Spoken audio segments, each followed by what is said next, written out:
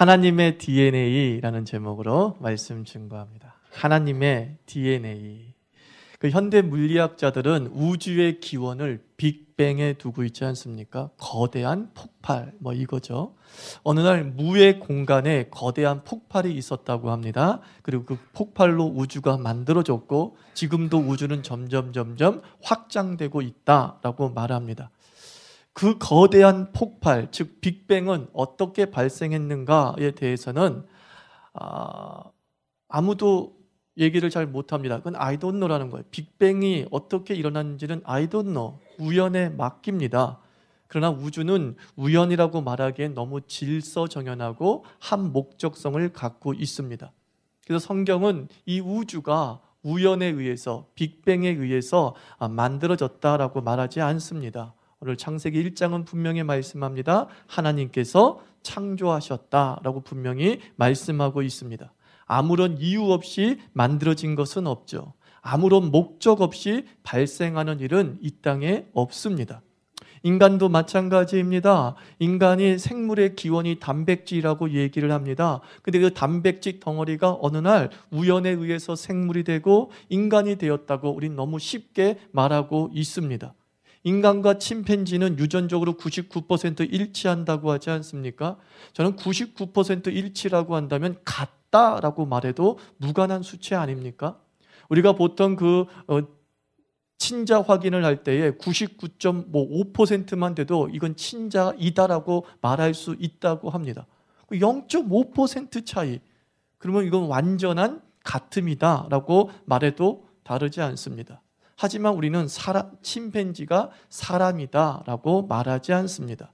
1% 그 별것 아닌 수치가 인간과 침팬지를 구별하게 합니다. 성경은 말씀합니다. 창세기 1장 26절 하나님이 이르시되 우리의 형상을 따라 우리의 모양대로 우리가 무엇을 만들고? 사람을 만들고 라고 말씀하고 있습니다. 사람은 하나님의 형상을 담고 있다라고 말씀합니다. 하나님의 형상을 라틴어로 이마고 데이라고 합니다. 우리가 보통 신학서적이나 경건서적을 읽으면 참 많이 나오는 단어예요. 이마고 데이, 하나님의 형상이라는 거죠. 이 하나님의 형상을 성경신학적으로, 조직신학적으로 접근해 보면 세 가지 의미로 해석될 수 있어요. 대체 성경에서 말하는 하나님의 형상이란 무엇인가? 조직신학에서 말하는 하나님의 형상은 무엇인가? 우리가 좀 기본적으로 알고 있을 필요가 있습니다. 하나님의 형상의 첫 번째 의미는 하나님의 영토다라는 의미를 가지고 있어요.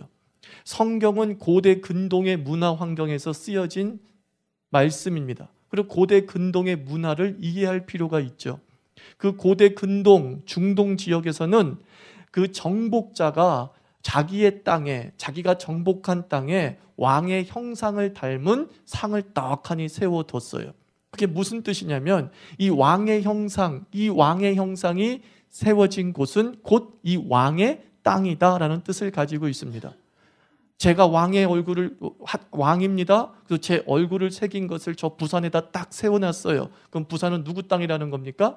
이 하천운의 땅이다라는 의미를 가지고 있습니다. 하나님께서 우리에게 하나님의 형상을 심어 놓으셨다는 것은 나는 누구의 것이다? 하나님의 것이다. 나는 하나님의 영토이다 라는 것을 분명히 말씀하고 있습니다. 그러나 한 걸음 더 나아가서 우리는 하나님의 형상입니다. 그러므로 내가 서 있는 곳은 누구의 땅이다? 하나님의 땅이라는 의미를 가지고 있습니다. 하나님의 형상을 가지고 있는 그리스도인이 가정에 있다고 한다면 그 가정은 누구의 땅입니까? 하나님의 땅입니다. 하나님의 형상을 가지고 있는 그리스도인이 어떤 대기업에 다니고 있습니다. 그러면 그 대기업은 누구의 땅입니까? 하나님의 땅입니다. 하나님의 형상은 그런 의미를 가지고 있는 거예요.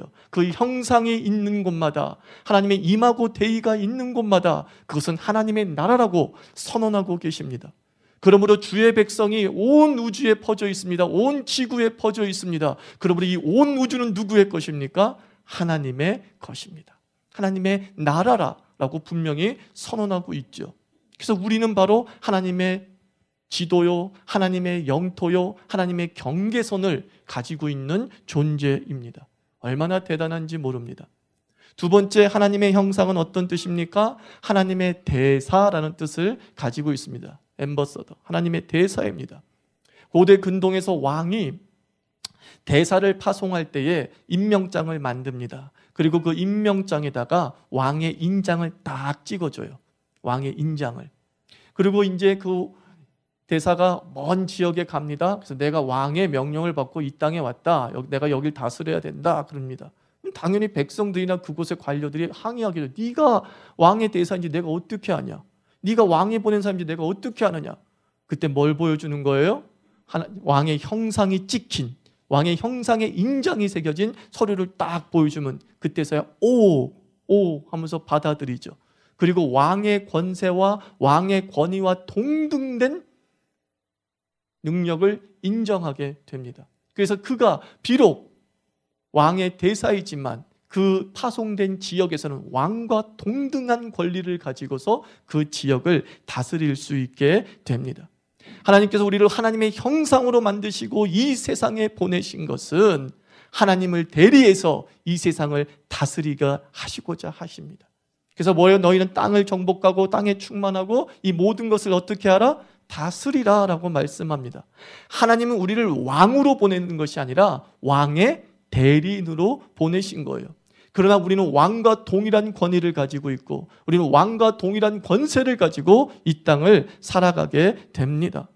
하나님은 우리가 이 땅을 알아서 다스리라 라고 방치하지 않으시고 당신의 힘과 권세를 위임하십니다. 그러면 주님께서 여러분에게 어떤 사명을 맡기셨다고 한다면 그 사명 전에 이미 무엇을 주신 겁니까? 권세를 주시고 권위를 주신 거예요. 사명을 받고 난 다음에 그 힘에 맞는 권세를 주세요. 그 사명에 맞는 힘을 주세요. 이건 기도가 거꾸로 된 것입니다. 주께서 어떤 사명을 우리에게 맡기셨다는 건 이미 우리에게 그 권세와 권위를 주신 것입니다. 그게 하나님의 형상의 의미예요. 여러분들이 어느 회사에 파송되었습니까? 여러분이 어느 지역에 파송되었습니까? 하나님께서 힘과 함께 그곳에 파송한 줄 믿습니다. 권위와 함께 그곳에 파송한 줄 믿습니다. 그러므로 하나님의 대사는 어떠해야 됩니까? 당당해야 되는 거예요. 하나님의 대사는 당당해야 돼요. 좀 아주 부정적이고 기분 나쁜 예이지만 우리가 고려시대에 몽골의 지배를 받았습니다. 조선시대 때는 청나라의 지배를 받았습니다. 우리가 사극을 보면은 그 몽고의 원나라의 사신이 딱 왔을 때, 청나라의 사신이 딱 왔을 때 그 태도를 아십니까? 아주 거만하게 짝이 없어요. 그죠? 그래서 조선의 왕 앞에서, 고려의 왕 앞에서 고개를 안 숙입니다. 사신이. 도리어 황제의 칙령을 받으라 라고 하면서 반발을 찍찍거려요. 정말 기분 나쁘죠. 그러나 이것을 우리 자신에게 적용해 보면 그러하다는 것입니다. 우리가 세상에 고개 숙일 필요가 없습니다. 그가 왕이라 할지라도 나는 황제의 칙령을 받은 존재이죠.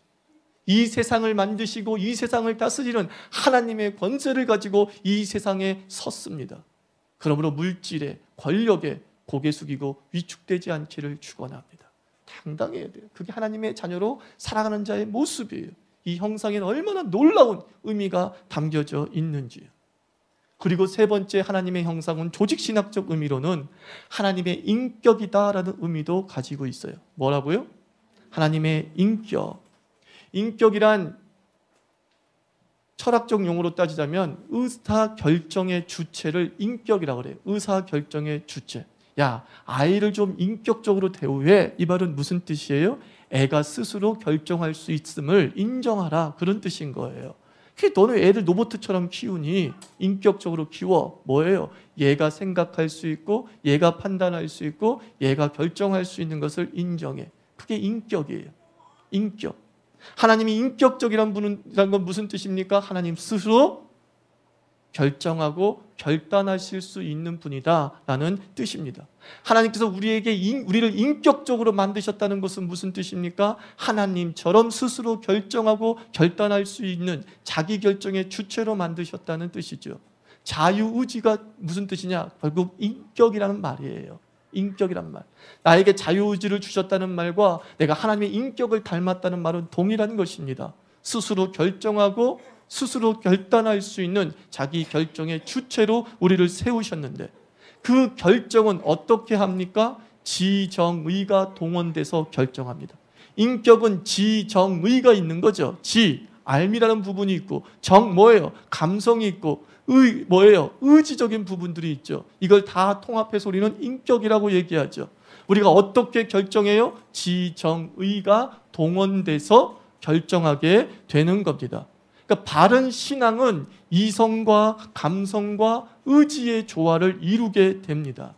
그게 바른 신앙이에요. 야, 인격적인 신앙을 가져라는 말을 쉽게 얘기해서 이성이 작동해야 되고 또 뭐가 작동해야 돼요? 감성이 작동해야 되고 자기 스스로 결정하는 의지들이 제대로 작동해야 되는 그 조화를 이룰 때에 바른 신앙이다. 인격적인 신앙이 되었다라고 말씀하고 있습니다. 그래서 기도하는 분들에게 저는 보통 얘기해요. 기도만 하는 분들에게는 제가 성경 읽기를 좀 권합니다. 사실 기도라는 것은 우리의 감성을 많이 자극하는 부분이거든요.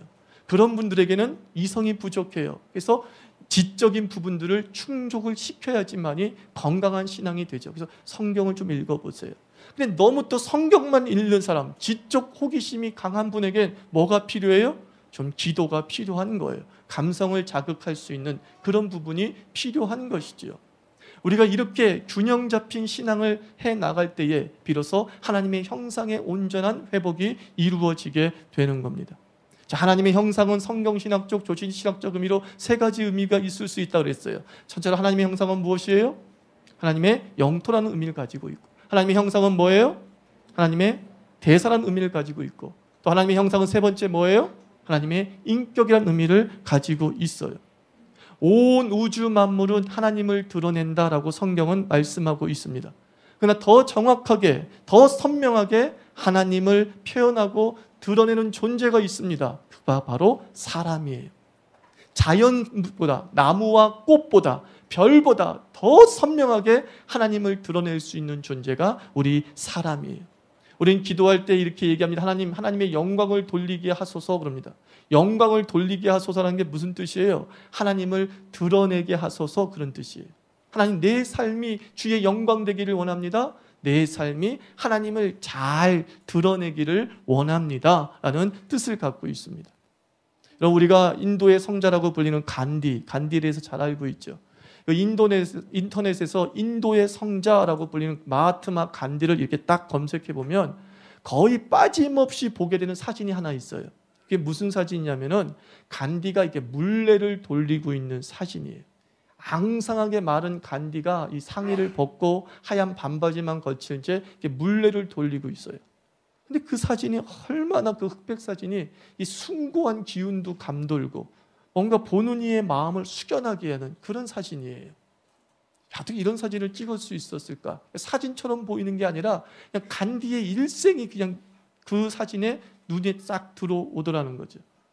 이 사진을 찍은 사람이 미국의 사진작가 마가렛 버크 화이트라는 사람인데, 이 사람이 간디에 대해서 감명을 받아서 간디에 대한 사진을 하나 찍자. 그래, 간디 하면 물레를 생각하게 되지. 물레를 떠나서 생각할 수 없지. 그럼 간디와 물레를 찍자라고 생각했어요. 찍으면 되는 거잖아요. 근데 이 마가렛 버크 화이트가 그 간디의 사진을 찍기 전에 자기가 직접 물레를 돌려봅니다. 물레를 배워보고 물레를 어떻게 돌리는지 다 배워요. 그리고 자기가 물레를 다 돌려봐요. 그리고 난 다음에 물레를 돌리고 있는 간디를 찍었다는 거죠. 간디의 삶을 이해하고 간디에게 물레는 어떤 의미가 있는가 하는 것을 먼저 이해하고 간디의 사진을 찍었을 때 다른 어떤 간디와 물레의 사진 수백 장이 있는데 그 사진이 가장 숭고하게 간디를 표현할 수 있는 명작이 될 수 있었어요. 단지 그 물레가 기술이 아니라 간디의 정신의 구현이고 마음임을 깨닫게 되었을 때 그 사진이 간디의 영혼을 담을 수 있었던 거라는 겁니다. 기술이 있고 예술이 있지 않습니까? 기술과 예술의 차이는 전 이해에서 비롯된다고 생각합니다. 세상에 대한 이해, 어떤 사람에 대한 마음의 일금이 없는 반응은 다 기술이 되는 거예요. 사진 기술이 되는 거죠. 사진이 예술이 될 수 있으려면 속 깊은 성찰과 다가섬에서 비롯되는 거예요. 여러분, 우리 초상화가 있지 않습니까? 사람을 똑같이 그립니다. 근데 똑같이 그린 초상화인데 어떤 초상화는 그냥 어떤 집의 영정으로만 있어요. 그죠? 그런데 똑같이 사람을 그린 초상화인데 그 사진, 그 초상화는 유명 박물관, 유명 미술관에 딱 전시되고 있어요.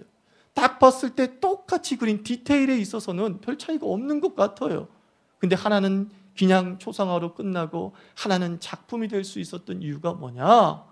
그 초상화를 그릴 때 그 사람의 겉모습을 그리는 것이 아니라 그 주름이 그 사람의 인생을 담고 있다는 것을 깨달은 그림이라는 거예요. 그래서 그 주름 하나가 왜 필요한지 이유를 알고 주름을 그렸다는 거죠. 그가 지금 왜 여기에 검은 반점이 생겼는가 그 이유를 알고 검은 반점을 찍었다는 거죠. 그때 그것은 단순한 초상화로 끝나지 않고 영정사진으로 끝나지 아니하고 작품이 되고 걸작품이 될 수 있었습니다. 기술의 신앙이 있고 예술의 신앙이 있어요. 기술의 신앙은 보이는 대로 반응합니다. 내 느낌을 표현한다면 예술의 내 느낌을 표현하는 것이 그냥 단순히 기술이라고 한다면 예술의 신앙은 뭡니까? 하나님을 더 깊이 이해하려고 하고 하나님의 의도를 더 정확히 알려고 할 때에 우리는 이 땅에서 기술로 하나님을 드러내는 것이 아니라 예술로 하나님을 드러낼 수 있습니다.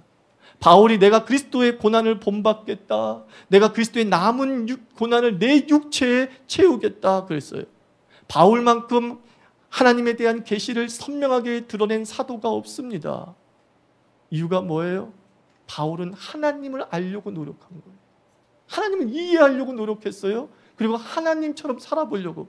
그리스도가 고난받으셨다면 나도 고난에 동참하겠다. 아직 그리스도의 남은 고난이 남아있다면 난 그 남은 고난을 내 육체에 채우겠다. 그것이 바울로 하여금 계시의 삶을 살게 한 거예요. 바울의 서신을 읽을 때마다 하나님이 너무나 잘 알게 되는 거예요. 바울의 서신이 단순한 편지로 끝나지 않고 성경, 즉 예술이 될 수 있었던 이유는 바울은 하나님의 속에 들어간 거죠. 하나님의 삶으로 들어간 것이죠. 그것이 하나님에 대한 이해의 깊이를 더 높게 만들었어요. 저는 우리가 이 마가렛 버크 화이트처럼 하나님을 표현하기를 원합니다. 드러낸 것 가지고 그냥 탁 말하는 것이 아니라 하나님의 내면 깊이 들어가서 주님의 주름살이 왜 필요했으며 주님의 미소가 왜 필요했으며 라는 것을 설명해 줄 수 있는 그림을 우리가 그려나간다고 한다면 하나님이 우리를 하나님의 형상으로 창조하신 그 목적대로 온전히 산 것이라고 믿습니다. 우리 하나님은 어떤 분이십니까? 오늘 읽은 창세기 1장 말씀에서는 우리 하나님은 복을 주시는 분이다 그랬어요. 28절 말씀 보면 하나님이 그들에게 복을 주시며 그랬어요. 또 29절 보면 하나님이 이르시되 내가 온 지면에 씨 맺는 모든 채소와 씨 가진 열매 맺는 모든 나무를 너희에게 주노니 너희의 먹을거리가 되리라 라고 말씀합니다. 28절을 다시 읽어보면 28절은 복과 사명이 서술되어 있죠. 내가 그들에게 복을 주겠다. 그들 생육하고 번성하고 다스리라 라고 말씀합니다. 사명과 복이 나오는데 순서는 뭐가 먼저예요? 복이 먼저예요. 너는 이렇게 살아 라는 것을 먼저 말씀하지 아니하고 내가 너에게 복을 주었다. 이 부분을 성경이 먼저 강조하고 있습니다. 열심히 헌신하는 것이 먼저가 아니라 하나님이 우리에게 주신 모든 것을 누리는 것이 사실 먼저이어야 돼요. 우리 새가족이 오면 저는 새가족과 함께 신방 가고 얘기를 나눌 때 항상 얘기하는 게 뭐예요? 우리 교회를 누리세요 그래요. 우리 교회를 누리세요. 우리 교회의 자녀됨을 누리세요. 누리세요. 그걸 항상 먼저 얘기합니다. 뭘 섬길까를 먼저 전 얘기하지 않아요. 이왕 우리 교회 왔으니까 이거 섬기세요, 저거 섬기세요. 얘기하지 않아요. 우리 교회에서 누리세요. 우리 자유교회가 이런 점이 있는데 이거 누리세요. 우리 교회에서 성도님이 행복했으면 좋겠어요. 전 지금 이 마음은 여전합니다. 여러분 행복하십시오. 이 자유교회 모든 은총을 누리십시오. 여러분은 헌신하기 위해서 주께서 이곳에 부르신 것이 아니라 누리게 하기 위해서 이곳에 보내셨습니다. 하나님이 사람을 만드시고 그들에게 먼저 복을 주시되 신앙은 짐이 아닙니다. 신앙은 날개죠. 신앙은 족쇄가 아닙니다. 신앙은 해방입니다.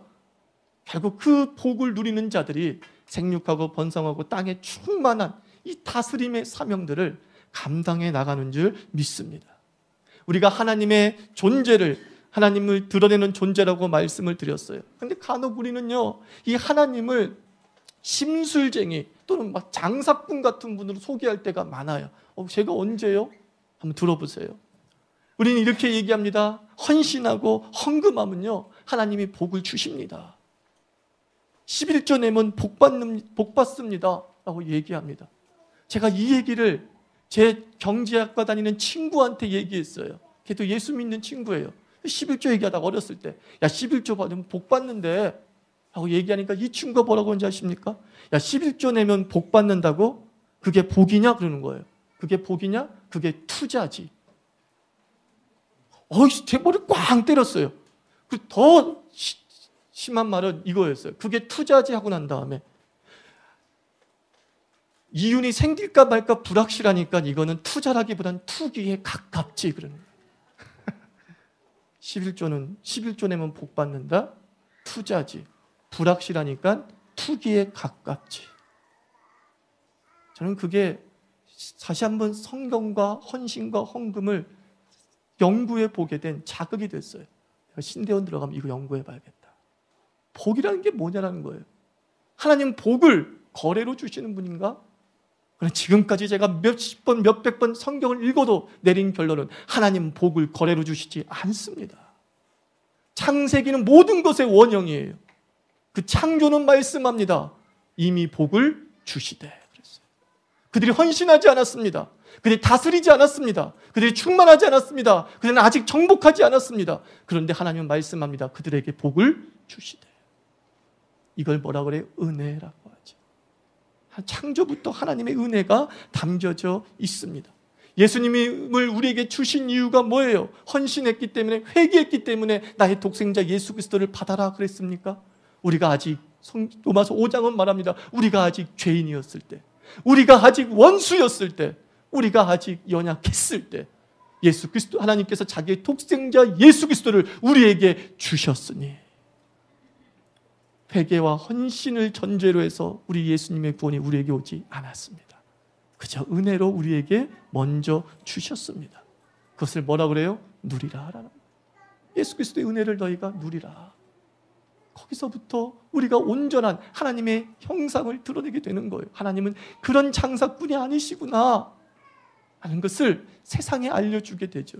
그런 하나님을 안 믿을 사람이 있겠어요? 다 믿죠. 너무 좋죠. 장사꾼으로 만들어 놓으니까 조금 머리가 깨어있는 사람은 이렇게 따지고 드는 거예요. 그게 투자지. 그게 투기지. 이런 식으로 달려들기 시작하는 것이죠. 어떤 분은 하나님을 심술쟁인 포악한 할아버지로 만들어버리기도 합니다. 심술쟁이 할아버지요? 행복하게 사는 사람이 있습니다. 어느 날 인생의 고난을 받고 육체의 고난을 겪으면서 예수를 믿게 되었습니다. 그러면서 그 사람한테 이렇게 얘기하는 거예요. 물질에 취해 교만하니까 하나님이 부르시려고 다 빼앗아갔다는 거예요. 하나님이 이 사람을 예수 믿게 하기 위해서 그에게 병을 주셨다는 거예요. 당신이 그렇게 안 돌아오니까, 세상에 취해서 안 돌아오니까 있는 거 다 뺏어갔다는 거예요. 당신이 일찍 예수께 돌아오지 않았기 때문입니다. 그 얘기를 들으면 아멘 할 것 같습니까? 아니요. 상당수의 사람들이 아멘 안 합니다. 더럽고 치사하대요. 하나님 정말 더럽고 치사하대요. 성경에 어찌 그런 얘기가 나와 있어요? 그 사람을 돌아오게 하기 위해서 사람을 치고 병들게 해서 돌아오겠다는 성경 나한테 한번 보여주세요. 대체 그 해석은 어디서 나온 거예요? 그런 해석이 어디서 나온 거죠? 하나님이 그런 심술쟁이에요? 우리 하나님이 그런 분이, 그것 때문에 예수 믿었어요? 다 여기 망한 분이에요? 다 병들어서 예수 믿었어요? 아니지 않습니까? 다리 몽둥이를 부러뜨려서라도 예수님에게 돌아오게 하소서. 물론 그 심정은 이해합니다. 그러나 하나님은 우리가 건강에도 돌아오게 하실 분인 줄 믿습니다. 그 하나님의 인자하심에 기대서 기도하시기 바랍니다. 하나님의 잔인함에 기대서 기도하지 마세요. 우리는 그 하나님의 잔인함에 기대서 기도하는 거예요. 공포심에 기대서 기도하는 거예요. 저 사람이 망해봐야 죽게 돌아옵니다. 아니요. 하나님은 안 망해도 그 사람을 변화시킬 수 있으십니다. 근데 우리가 이렇게 세상에 하나님을 잘못 해석해 주고 있는 거예요. 하나님의 섭리가 얼마나 신묘막측한데 우리는 쉽게 단정하고 하나님을 왜곡시킵니다. 인생을 너무 단순하게 해석하는 그런 오류에 빠지는 것입니다. 하나님이 심술쟁이에요? 여러분이 만난 하나님이 그런 분이에요? 그런 분 아니시죠?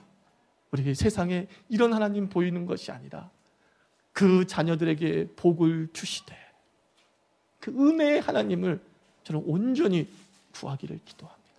누가 돌아오기를 기도하고 있다면 선한 기도를 드리세요. 하나님의 선하심에 의지해서 선하게 기도하세요. 하나님 아버지 잘 벌고 있어요. 근데 이 잘 버는 게 내 아내가 기도하기 때문에 잘 벌고 있구나라는 깨달음으로 가게 해주세요. 그죠? 근데 우린 내 남편이 망했으면 좋겠어요? 하나님, 이 사람이 하나님이 주신 거 몰라요. 한번 뺏어 가봐야 알아요. 이 사람은요. 다 가져가세요. 그럼 자기도 고생하잖아요. 지금 남편 돈으로 먹고 살아놓고서 자기도 고생하고 자녀도 고생하잖아요. 뭐하러 그래요? 누구의 인자의 의지에서? 하나님의 인자의 의지에서, 하나님의 그 자비로우심에 의지해서 하나님 우리가 주께 기도드리고 그 하나님을 잘 소개해야 될 줄 믿습니다. 31절 보면 이 모든 것을 만드시고 특히 사람을 만드신 다음에 보시기에 좋았더라라고 하지 않고 그 앞에 부사가 하나 더 붙어요. 그 부사가 뭐예요? 심히 보시기에 좋았다 그랬어요. 완전한 아름다움이죠. 하나님의 형상을 가진 자가 하나님의 형상대로 하나님의 자녀답게 살게 될 때에 그 세상은 어떤 세상이 돼요? 심히 아름다운 세상이 돼요. 우리가 주의 형상대로 온전히 살아가게 될 때, 그 복을 누리며 사명을 감당하게 될 때 하나님 보시기에 심히 좋았더라. 이 말씀을 로마서 8장 19절에서 이렇게 해석합니다. 피조물이 고대하는 바는 하나님의 아들들이 나타나는 것이니, 피조물이 고대하는 것은 누가 나타나는 거예요? 하나님의 아들들이 나타나는 것. 타락 이후의 삶을 묘사하고 있어요. 타락 이후에 인간에게 있었던 하나님의 형상이 칼빈은 파괴되었다라고 얘기합니다. 그 하나님의 형상이 파괴되니까 하나님 보시기에 심히 좋았던 세상이 어떻다는 거예요? 허덕허덕거렸다는 거예요. 피조물들이 허덕허덕거리게 됐다는 거예요. 누구 때문에? 하나님의 형상을 가진 존재들이 그 형상이 파괴되었을 때. 그리고 21절, 로마서 8장 21절 말씀합니다. 그 바라는 것은 피조물도 썩어짐의 종노릇한 데서 해방되어 하나님의 자녀들의 영광의 자유에 이르는 것이니라. 하나님의 자녀가 다시 한번 하나님의 형상이 회복되어서 그 영광에 도달하게 될 때 하나님의 자녀의 영광으로 끝나는 것이 아니라 피조물도 그 영광에 도달하게 되는 줄 믿습니다. 여러분의 가정이 내 믿는 사람, 내가 주의 형상을 온전히 그 가정에 회복시키면 그 가정은 보시기에 심히 좋은 회복이 일어날 줄 믿습니다. 여기서 비롯되는 거, 여러분의 형상을 온전히 회복하십시오. 하나님을 온전히 바르게 드러내는 일에 집중해 보십시오. 그러면 피조물에 고대하는 바, 그 허무한 탄식에 빠져있는 수많은 가정과 그리고 공동체와 조직들이 하나님의 영광에 도달하게 되는 그런 역사를 체험하게 될 줄 믿습니다. 기도합시다. 하나님 아버지, 주의 삶들을 붙잡아 주시고 말씀 가지고 기도. 하나님의 형상에게 회복되게 원해. 주님의 DNA가 내게 심겨졌는데 그 DNA가 온전히 나에게 드러날 수 있도록 주님 도와주시옵시고, 우리의 가정이 피조물의 허무한 것들이 굴복한 것처럼 굴복되어져 있고 내 공동체가 그렇고 내 삶이 그렇습니다. 출발은 내가 하나님의 형상이 회복되어져 있는 거죠. 내 하나님의 DNA가 온전히 발현되어져서 심히 좋았더라의 역사가 다시 재현되게 하여 주시옵소서. 함께 기도하겠습니다.